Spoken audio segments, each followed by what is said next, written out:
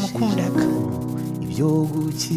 mfite umwana mutoya utarageza imyaka 3 Kagwire yamukurikiranaga yagize ikibazo aragenda akamukurikirana mu kumuvuza akajya mu kigo cye akamusabira ubufasha Kagwire namwisangagamo hari umubyeyi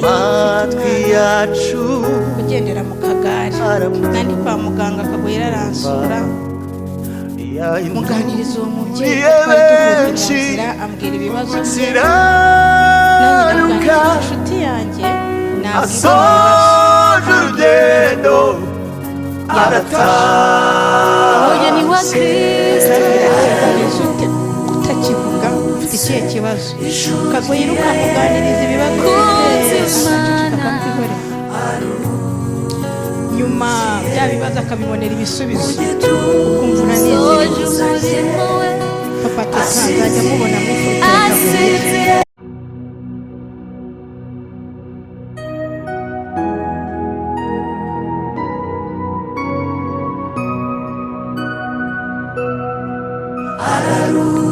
ararutse inshuti ya Yesu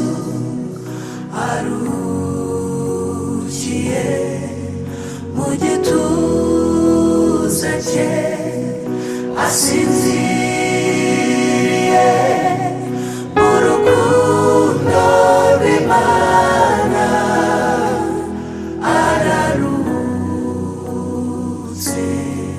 ararutse umukunzi w'umwami Yesu impumuro nziza ya Kristo yamenyesheje abantu ibyo gukiranuka asoje umurimo we araruhutse amaso yacu yaramubonye amatwi yacu aramwumva yahinduriye benshi kugukiranuka asoje urugendo arataha oya ni wa Kristo ararutse inshuti ya Yesu kunzi w'Imana arukiye mu gituza cye asinziriye mu rukundo rw'Imana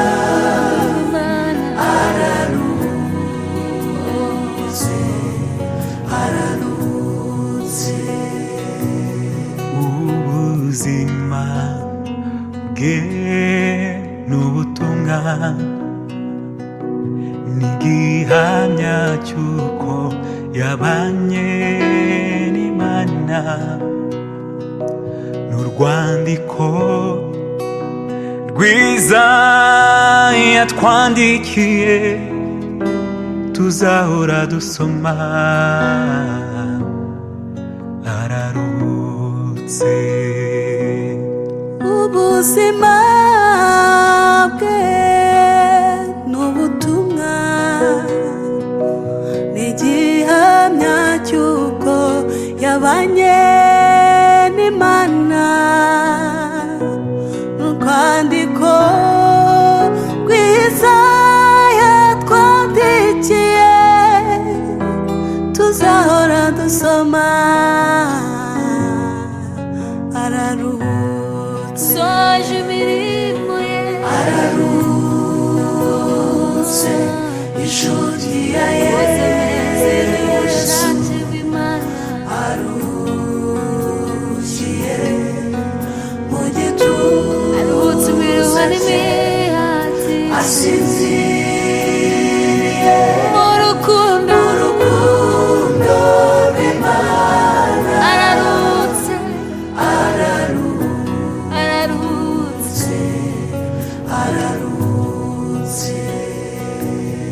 nubwo amarira atemba ku maso yacu, imitima yacu irimbana n'ijuru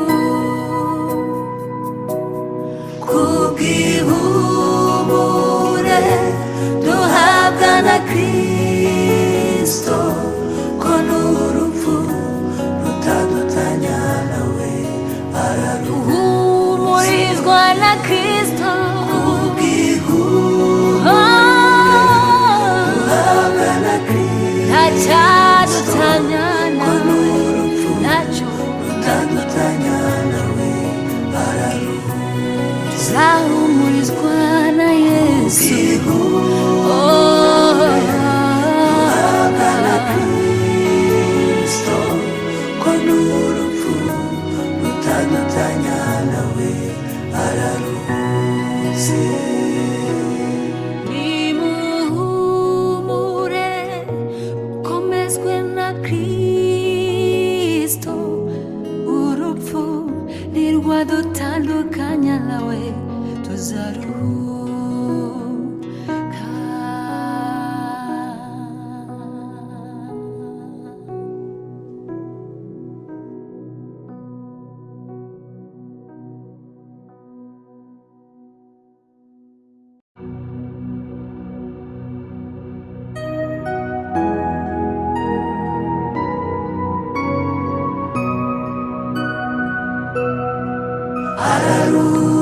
Araruhutse inshuti ya Yesu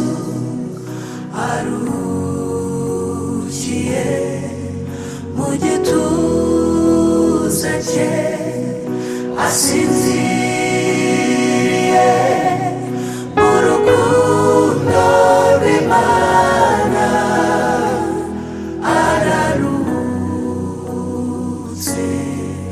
Araruhutse umukunzi w'Umwami Yesu, impumuro nziza ya Kristo yamenyesheje abantu ibyo gukiranuka, asoje umurimo we. Araruhutse amaso yacu yaramubonye, amatwi yacu aramwumva, yahinduriye benshi kugukiranuka, asoje urugendo arataha. Umugeni wa Kristo araruhutse inshuti ya Yesu, kunzi w'Imana aruhukiye mu gituza cye, asinziriye mu rukundo rw'Imana.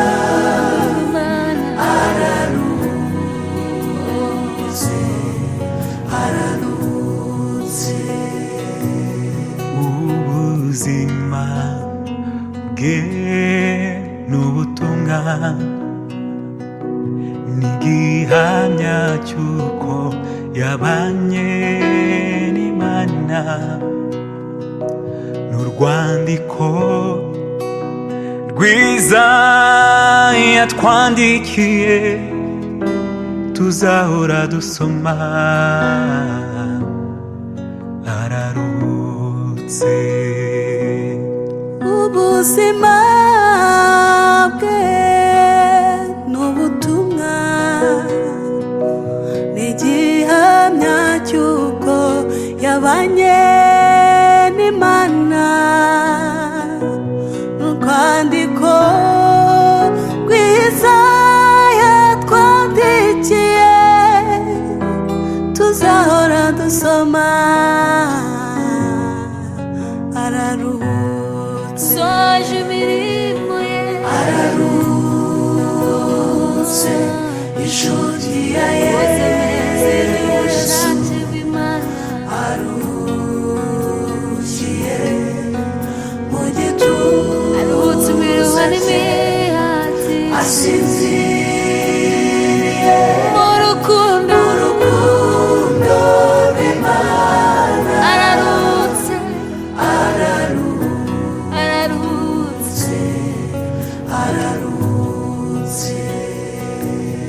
nubwo amarira atemba ku maso yacu, imitima yacu irimbana n'ijuru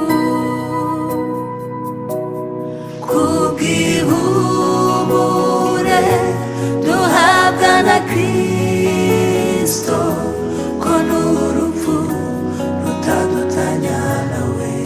Araruhumurizwa na Kristo duhabwa na Kristo, ntacyadutanya nawe, ntacyo rutadutanya nawe. Tuzahumurizwa na Yesu, duhabwa na Kristo, ko n'urupfu rutadutanya nawe. Araruhutse nimuhumure komezwe na Kristo, urupfu ntirwadutandukanya nawe, tuzaruhuka.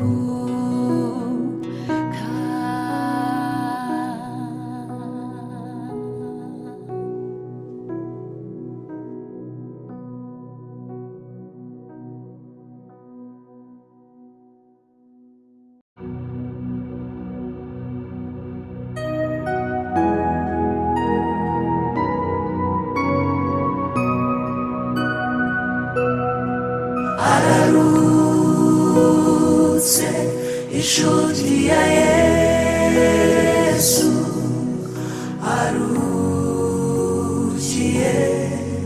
mu gituza cye, asinziriye mu rukundo rw'Imana.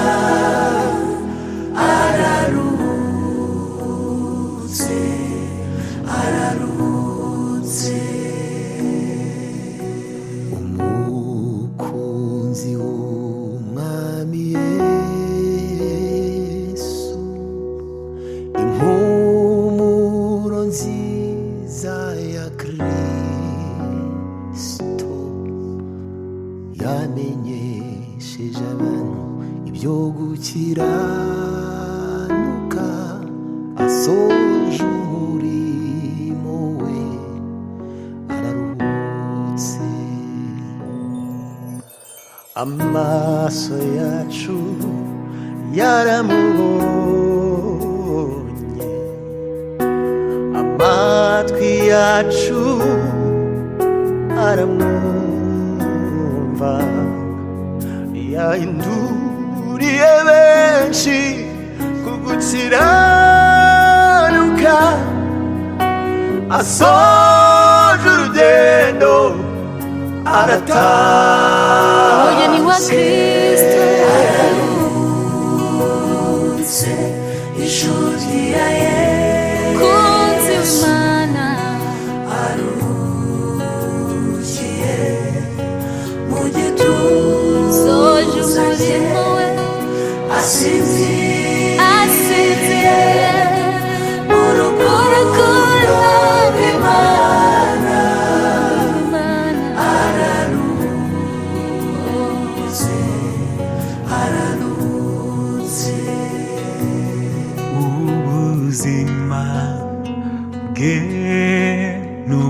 butumwa n'igihamya cy'uko yabanye n'Imana n'urwandiko rwiza yatwandikiye tuzahora dusoma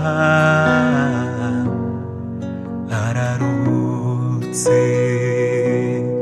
ubuzima bwe n'ubutumwa n'igihamya cy'uko yabanye n'Imana n'urwandiko rwiza yatwandikiye tuzahora dusoma araruhutse soje imirimo ye araruhutse inshuti ya Yesu aruhukiye mu gituza aruhutse imiruho n'imihati asinziriye mu rukundo rw'Imana araruhutse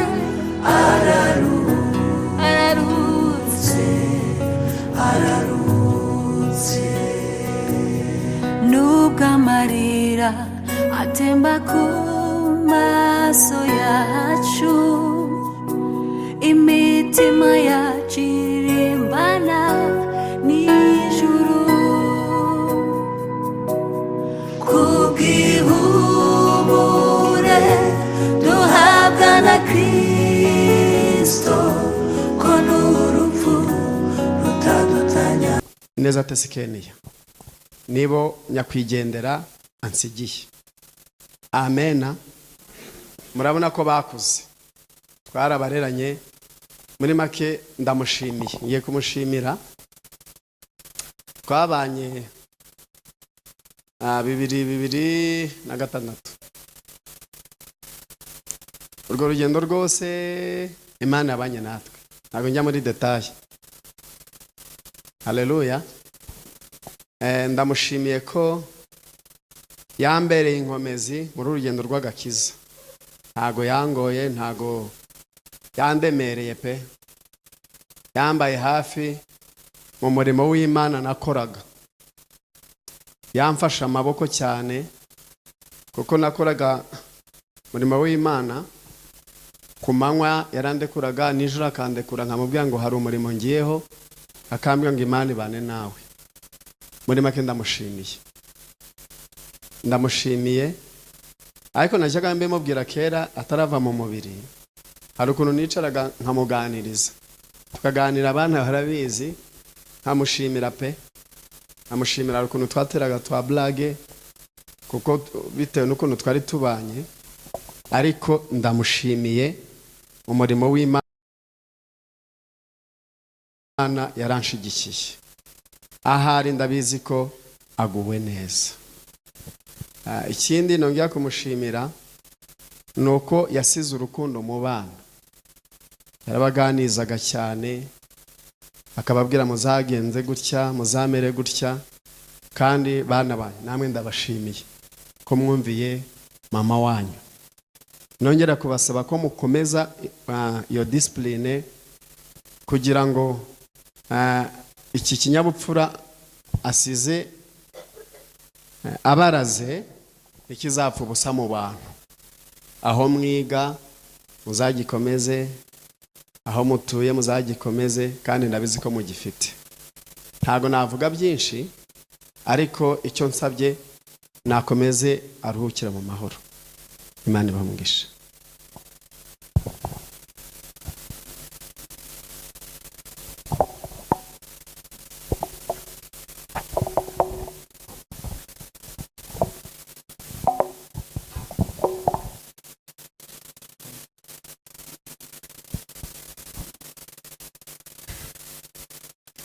Amina.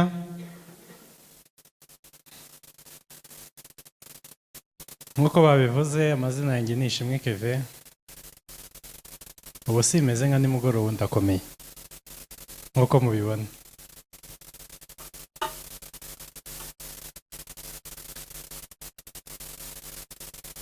nanjye ndashimira umubyeyi wanjye yatubaye hafi kuba taje nimugoroba ndabinyura nirukanka. Ndi imfura, ndi umwana wavutse nisanga mfite umubyeyi ugira urukundo, ugira ikinyabupfura, yaranoje pe.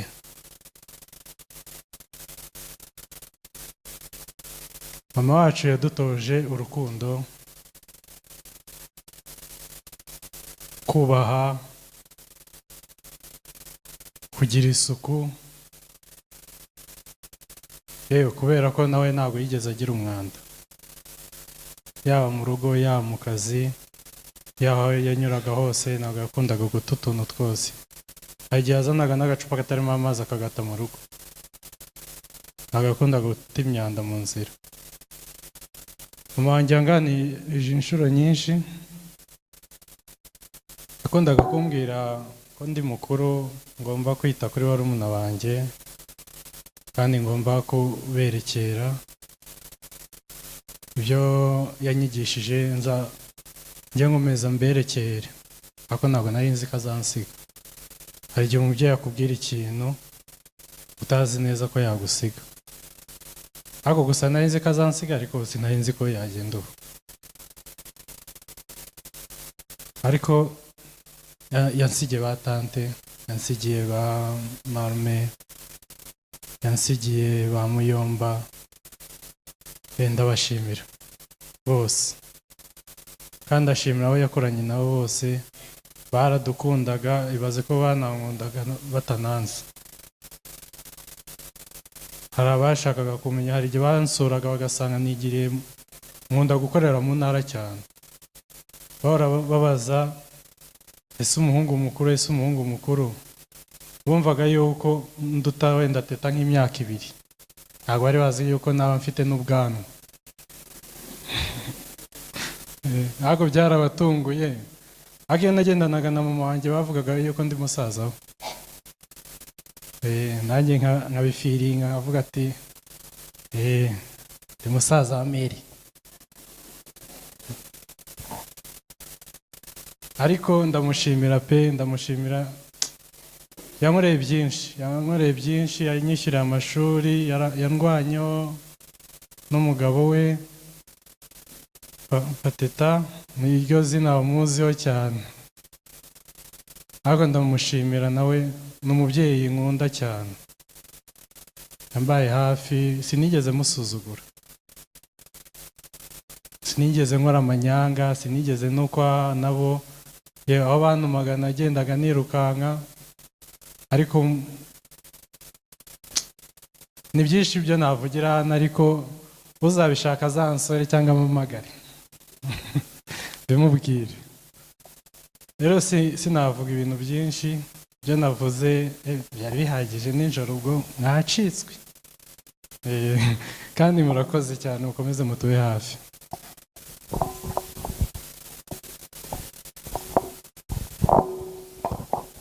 Reka tubasabe mwihangane kandi mukomere. Imana nyirihumure ibane namwe kandi ibashoboze.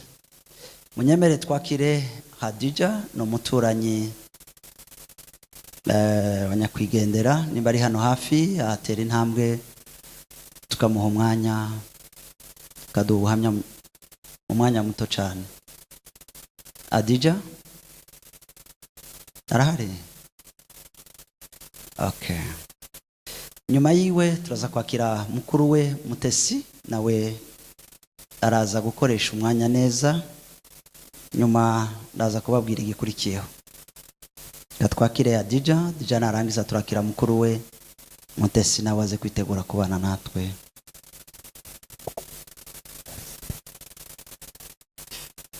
Haleluya. Muri uyu mwanya rero ndashima Imana ko mpagaze hano atari ukubera ibyishimo. Nakwishima cyane kuko ntekereza ko Kagwire Imana yaramukunze cyane kurusha uko twebwe twamukundaga. Kagwire twaraturanye, turabana, twaba mu rugo tutatetse tukarya kwa Bakagwire, barisangaga natwe tukisanga iwabo. Nyuma y'ibyo Kagwire yarankurikiranye, ngewe ku bwanjye Kagwire mugereranya nka Yesu, kuko Kagwire wa muntu bavuga nabi cyangwa bavuga ngo bakamucira urubanza, Kagwire we aramukurikirana akamenya ibye, akamuhumuriza, akamuba hafi. Kagwire yari inshuti yanjye, namukundaga. Mfite umwana mutoya utarageza imyaka 3, Kagwire yamukurikiranaga, yagize ikibazo ntaragenda, akamukurikirana mu kumuvuza, akajya mu kigo cye akamusabira ubufasha. Kagwire namwisangagamo. Hari umubyeyi ufite umwana ugendera mu kagare, nandi kwa muganga, Kagwire aransura, muganiriza uwo mubyeyi ko twari duhuriye mu nzira, ambwira ibibazo bye. Nanjye ndamubwira ifite inshuti yanjye nabwira ibi bibazo kandi ndabizi ko yagufasha. Ndangije mbiganiriza Kagwire. Kagwire ati tugende tujye kureba uwo muntu. Aramureba. Umubyeyi amuganiriza ikibazo afite, ariko Kagwire aravuga ati nzagerageza kandi iki kibazo kizakemuka. Kagwire arangije ikibazo aragikemura, umwana abona akagare. Kubera ko nanjye namwisangagamo, namubwiraga ibyo numva nshaka kumubwira. Kagwire yaransuraga, nta wundi muryango wigeze unsura mu bibazo nahuye nabyo mu rugendo. Kagwire agafata umuryango we, umugabo n'abana bakansura. Kagwire namukundaga, mubuze umubyeyi, ariko nanjye mbuze umubyeyi. Nabaye imfubyi ndi umwana muto.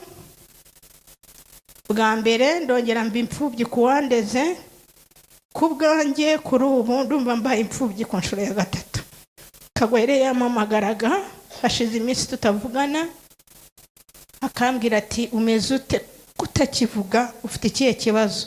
Kagwire ukamuganiriza ibibazo ufite, agaceceka akakwihorera. Nyuma bya bibazo akabibonera ibisubizo, ukumva uranezerewe.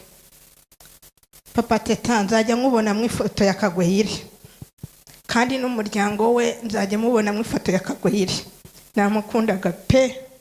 Iyo navuga nari kugenda afite ikibazo ku mutima, ariko ndumva nezerewe ko mvuze ku bigwi bya Kagwire. Urakoze, Imana ibahe umugisha.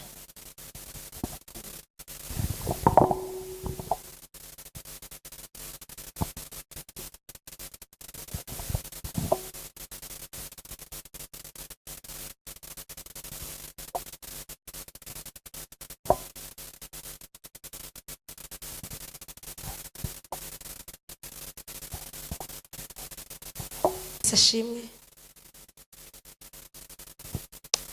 Dushimiye Imana ko tugejeje kuri uyu munsi,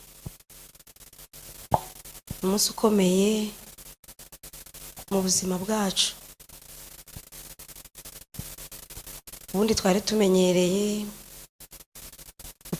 ko nyine twabayeho twarapfushije ababyeyi, ariko gupfusha umuvandimwe muri iki gihe ntabwo cyaradutunguye ku buryo bukomeye. Umwaka ushize mu kwezi kwa 5 kuri 24 twapfushije nyogokuru. Turabyakira, twari twagize umwanya wo kumurwaza, turamusezera, turamutaramira. Bigeze nimugoroba kuri 24 nyine z'ukwa 5 yitaba Imana. Hanyuma ejo bundi nanone kuri 24 z'ukwa 5 tubura umuvandimwe.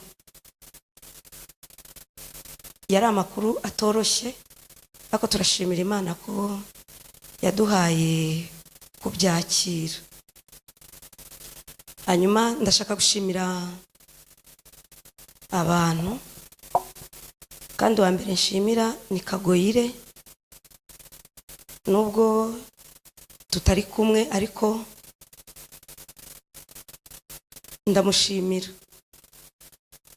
ndamushimira ko mu myaka ya 40 n'itanu yashoboye gukora ibintu nk'ibyo yagakoze mu myaka 80.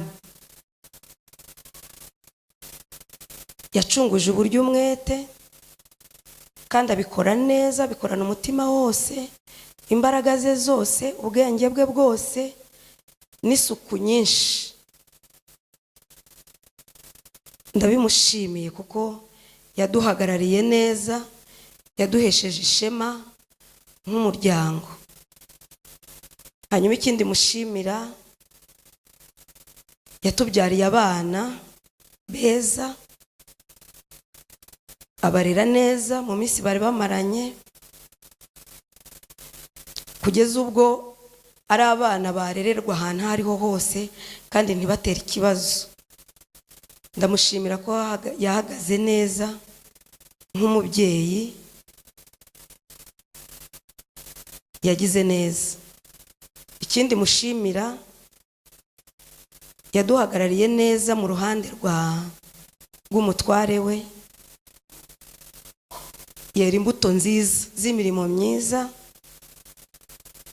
kugeza ubwo umugabo we nta kintu amushinja. Bavandimwe, ibi bintu ntabwo ari inyama n'amaraso byabishoboza umuntu, kubera ko kwera imbuto nziza ni umurimo w'umwuka wera wonyine. Kagoyire ndabimushimiye. Hanyuma rero iyo mirimo yose niyo yatumye Imana yikusanyije ibona ni byiza ko ataha, nayo ndayishimiye.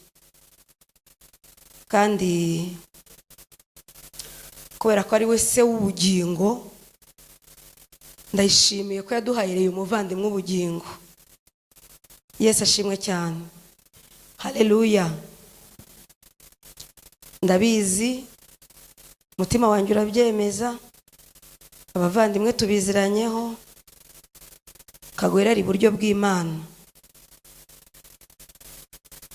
Ni ukuvuga ngo kuri we nta kibazo, nyine ikibazo ni twebwe tugifite kuko twari tukimukeneye, ariko aruhukiye mu bugingo. Ubu imirimo isigaye ni iyacu, nidushobora gutera ikirenge muke tuzabonana ku munsi w'umuzuko. Hanyuma abandi nshimira ni ikigo yakoreragamo.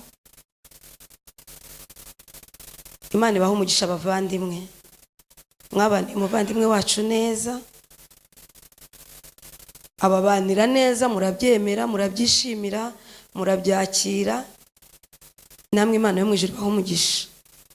Ndashimira Papa Shema, yatumye mwene mama baho atari umushomeri. Iyi minsi yose bari bamaranye, twumvaga imitima yacu natwe itekanye. Haleluya. Buri gihe iyo namaraga igihe na telefona, ariko igihe telefoneye nabazaga, ese uracyakora hantu? Kagoyire aracyakora hahandi? Bavandimwe, Imana yo mu ijuru ibaha umugisha. Mwagize uruhare mu gutuma imitima yacu yishima, mwagize uruhare mu gutuma Kagoyire arangiza urugendo neza kandi yishimye. Hanyuma turashimira itorero ryadufashije, tukaba twashoboye guteranira hano twese uko tungana. Imana ibaha umugisha abashumba, mwadukoreye umurimo mwiza. Sinareba rero gushimira inshuti n'abavandimwe bo twabanye i Burundi, twabanye mu Rugando, ku Kacyiru, n'ahandi hose twagiye tuba, naho tuba ubu ngubu. Mwese Imana yo mu ijuru ibaha umugisha kuba mu ruhande rwacu. Biraryoshye kubabona, biraryoshye kubona abantu bangana gutya baje kudufasha guherekeza Kagoyire. Imana ibaha umugisha. Hanyuma umuhate wanyu si ubusa ku Mwami. Imana yo mu ijuru intambwe mwateye zizaba urwibutso mu maso yayo. Imana ibaha umugisha cyane. Murakoze. Murakoze, mukomeze kwihangana. Reka twihanganishe n'abantu badukurikiye muri aya masaha. Hari abarimo bari muri Amerika, harimo n'ababyeyi banjye, akaba harimo n'umwana wacu Anne Marie, bari bifuje ariko turaza kubigarukaho nyuma. Ariko munyemere muri uyu mwanya nabo tubihanganisha aho bari, Imana ibakomeze. Munyemere twakire umukoresha we aze, nsigaranye abantu batatu, umukoresha we naze afate uyu mwanya nawe agira ijambo tugenera. Nyuma yiwe turakurikiraho famiye ya Joseph. Famiye ya Joseph nirangiza muraza kunyemerera ntumira umukuru w'umuryango nawe aze gufata ijambo, nyuma turaba tugana ku musozo. Murakoze cyane.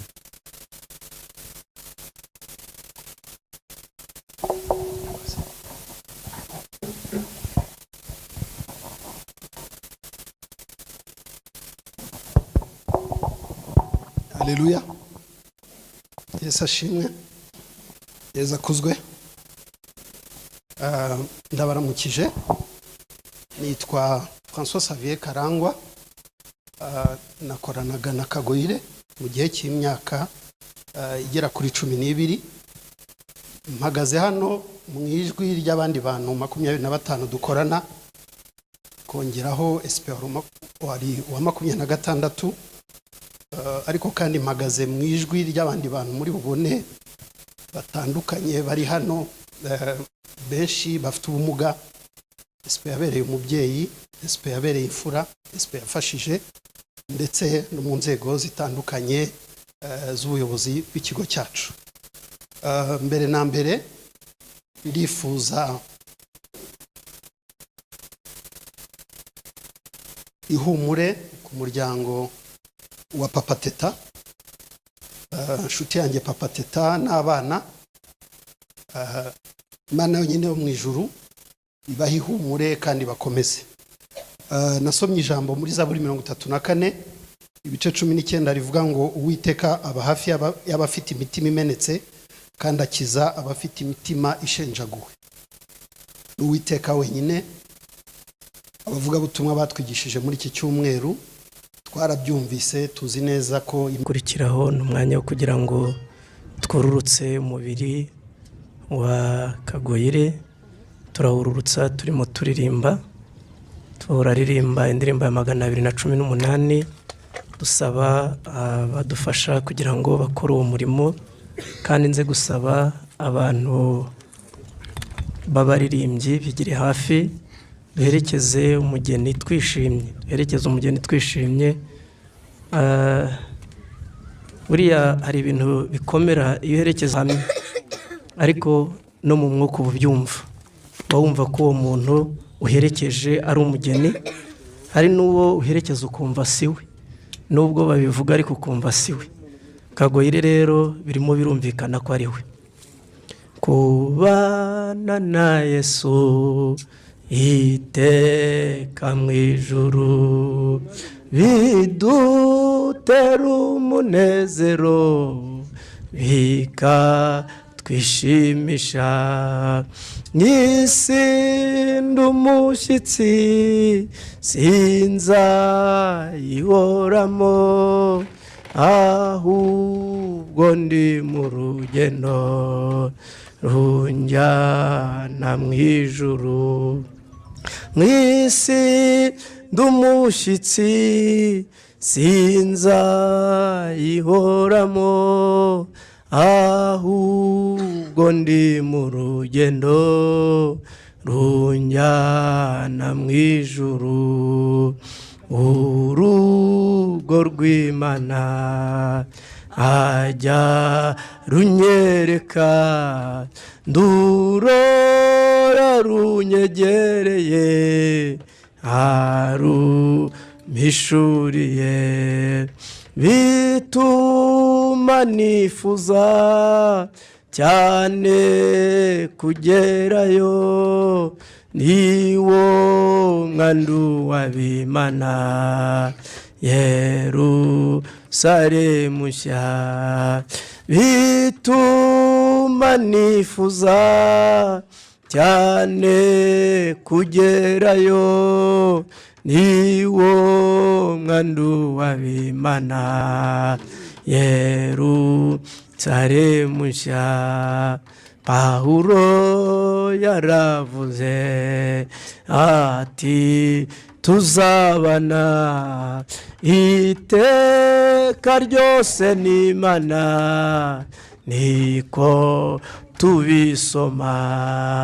Iryo sezerano urisohoreze, tubane no muri iyi si uwo ndengera.